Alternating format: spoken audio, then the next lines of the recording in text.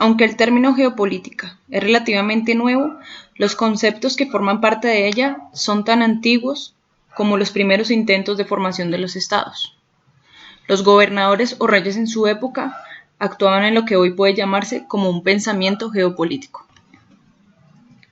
A partir del siglo XVI, América como entidad geosocial, se implantaron los primeros espacios para las variadas formas del control del trabajo. En primer lugar tenemos la colonialidad, donde desde el siglo XV es evidente que existen estados con mayor poder que otros.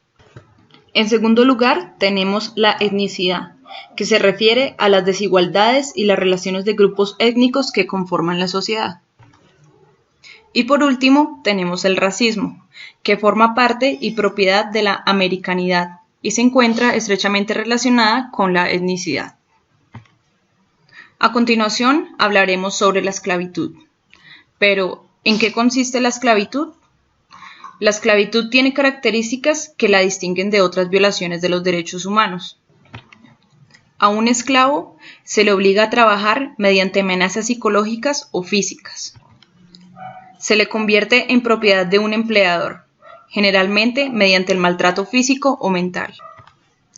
Se le deshumaniza y se le trata como a una mercancía. Se le limita físicamente o se le impone restricciones a su libertad.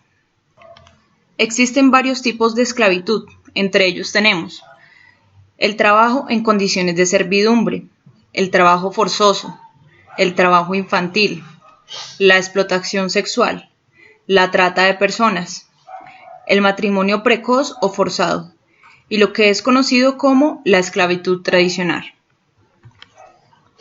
El racismo surge desde el siglo XVI y siglo XVII, donde los europeos esclavizaban tanto africanos como indígenas. En América, en el siglo XVI hasta el siglo XVIII, el mestizaje era inevitable.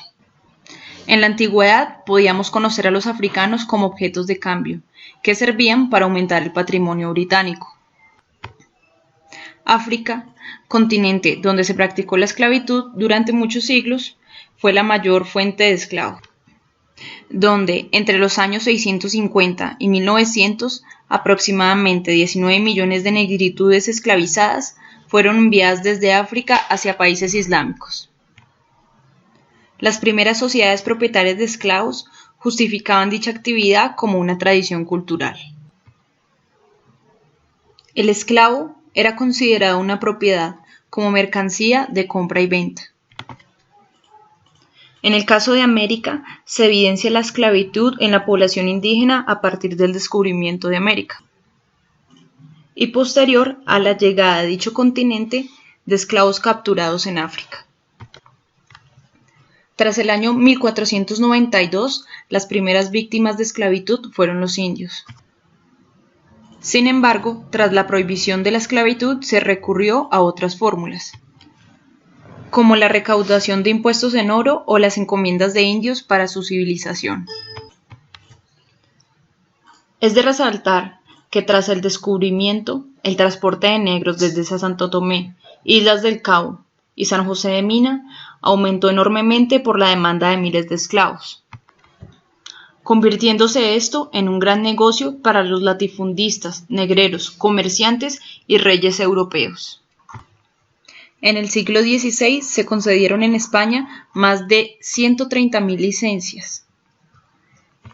Dichas licencias permitían llevar a negros a América, y siendo esta actividad liderada por el rey de Portugal, sacando beneficios por lo que conocimos como la caza de los esclavos.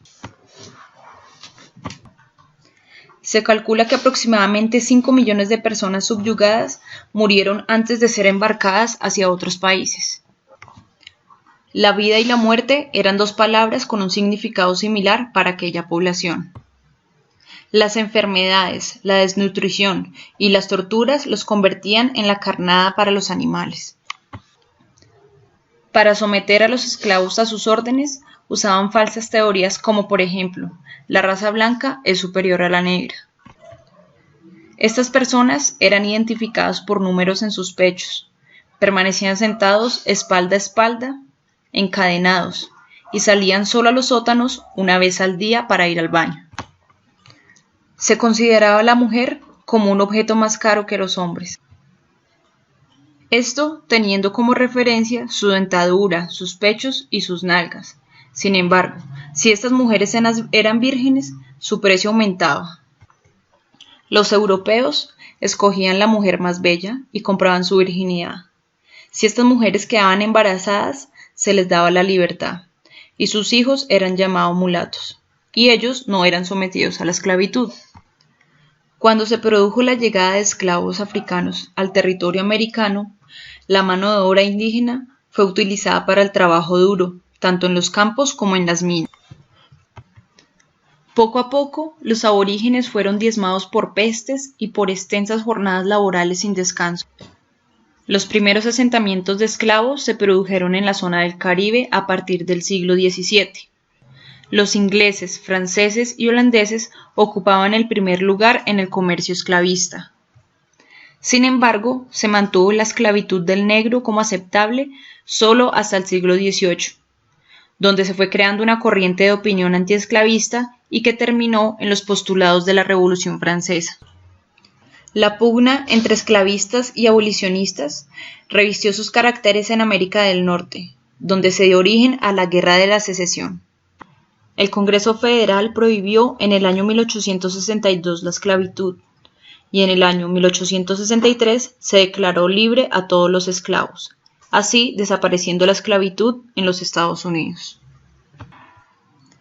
La esclavitud como institución se desvaneció en muchas partes del mundo debido a que fue abolida, algunas veces como resultado de las guerras y otras porque demostró no ser tan lucrativa.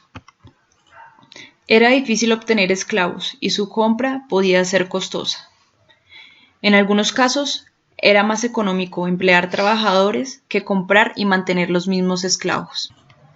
Los cuáqueros en Estados Unidos y en Gran Bretaña encabezaron los movimientos abolicionistas. Las doctrinas de la religión cuáquera condenaron la esclavitud por considerarla inmoral e injusta. Pero a pesar de los esfuerzos hechos por algunas naciones, la esclavitud persistió en África y en gran parte del mundo islámico. Después de la Primera Guerra Mundial, la Liga de las Naciones Unidas se dedicó a eliminar todas formas de esclavitud y a convencer al mundo que los derechos de las personas eran parte legítima del derecho internacional. Las Naciones Unidas asumieron esta función al finalizar la Segunda Guerra Mundial y posteriormente dieron a conocer la Declaración Universal de los Derechos Humanos.